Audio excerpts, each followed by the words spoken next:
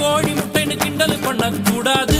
முட்டைக்கு மேல முட்டைய வச்சா 8000 கோபாலு. குடிக்கிறான்னு கேவலப்படுத்த கூடாது. 500 அடிக்கும் அவுட் ஆகல தெண்டுல்கர் தான் நம்மாளு. காஞ்சிபுரம் பட்டுடா, பழனி மலை மொட்டடா, பாண்டிச்சேரி மில்லிடா, நம்ம மதுரையில மல்லிடா. கோயிலுக்கு நேர்ந்து விட்ட கால இந்த சாமிடா, கோபம் உண்ணு வந்து புட்டா கூட்டத்தோட காலிடா.